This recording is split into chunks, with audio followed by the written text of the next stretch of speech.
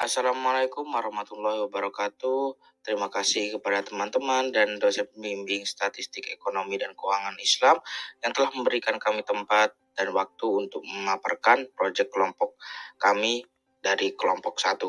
Di sini kami akan menjelaskan mengenai proyek kelompok mata kuliah Statistik Ekonomi dan Keuangan Islam. Di sini kami mengambil judul perkembangan inflasi di Indonesia 10 tahun terakhir ini dengan menggunakan uji hipotesis 1 sampel. Sebelum itu izinkan kami memperkenalkan anggota kelompok kami dari kelompok 1. Yang pertama, saya sendiri Hilmi Zaki Muhammad dengan akhiran NIM 047. Yang kedua ada Haina Ratu dengan akhiran NIM 054. Yang ketiga ada Mimi Nur Cahyani dengan akhiran NIM 029.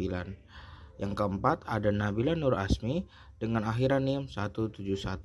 Dan yang terakhir ada Rishad Hanafi dengan akhiran NIM 079. Yang pertama ada latar belakang. Inflasi merupakan suatu kecenderungan meningkatnya harga barang atau jasa secara umum dan terus-menerus atau berkelanjutan. Sejak dahulu, inflasi merupakan salah satu dari sekian masalah ekonomi yang cukup banyak mendapat perhatian para ekonom.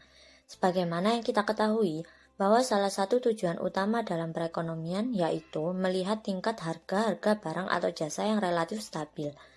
Maka akan menjadi sebuah masalah apabila aktivitas perekonomian menghadapi ketidakstabilan. Salah satu penyebabnya adalah inflasi. Dalam sejarah perekonomian, Indonesia termasuk salah satu negara yang mengalami masalah ekonomi yang sangat serius, yaitu inflasi yang sangat tinggi atau hyperinflation. Oleh karena itu, kelompok kami akan melakukan analisis perkembangan inflasi di Indonesia 10 tahun terakhir. Di sini ada tujuan diadakannya perumusan ini.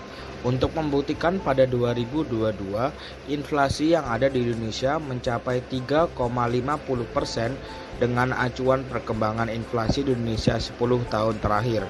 Hal tersebut dilakukan guna untuk menemukan sasaran yang tepat terkait inflasi tersebut dan juga diharapkan dapat menjadi acuan bagi para pelaku usaha dan masyarakat dalam melakukan kegiatan ekonominya di masa yang akan datang.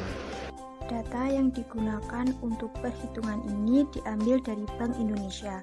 Dalam Bank Indonesia, data tersebut disajikan dalam bentuk data bulanan. Namun oleh kelompok kami dicari rata-rata setiap tahunnya dan memperoleh data sebagai berikut. Pada tahun 2012, inflasi mencapai 4,28%. Pada tahun 2013 mencapai 8,38%.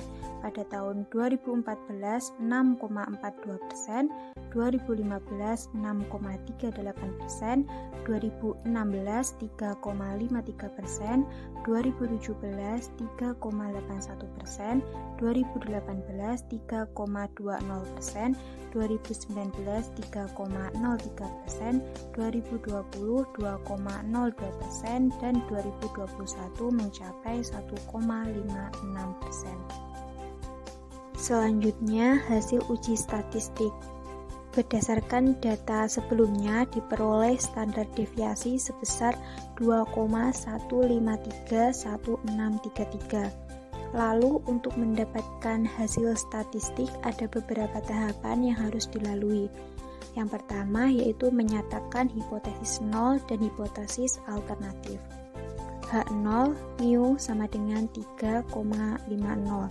H1 mu tidak sama dengan 3,50. Yang kedua itu menentukan tingkat signifikansi. Kami mengambil tingkat signifikansi sebesar 0,05. Tahap yang ketiga yaitu memilih statistik pengujian. Statistik pengujian yang kami ambil yaitu pengujian uji T. Hal tersebut dikarenakan karena jumlah sampel kurang dari 30.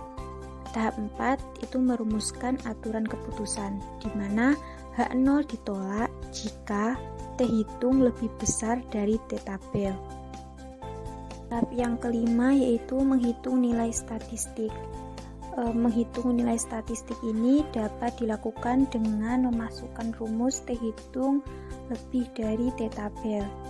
Lalu Setelah dilakukan perhitungan, T-hitung ketemu 1,119 dan T-tabel 2,262.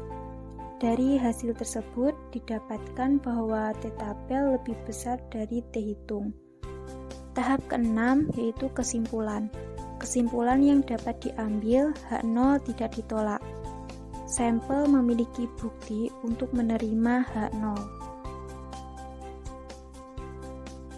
Dalam perhitungan sebelumnya, H0 tidak ditolak, maka dapat dikatakan bahwa tingkat inflasi pada tahun 2022 dapat mencapai 3,50%, di mana hal tersebut diperkuat adanya fakta bahwa ketika tahun 2020 sampai 2021 Indonesia mengalami pandemi, sehingga terjadi penurunan tingkat domestik.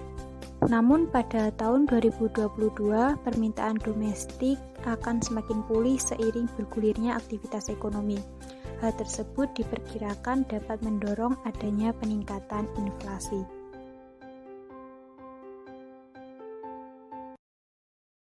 Sekian yang dapat kami sampaikan, kurang lebihnya kami mohon maaf. Wassalamualaikum warahmatullahi wabarakatuh.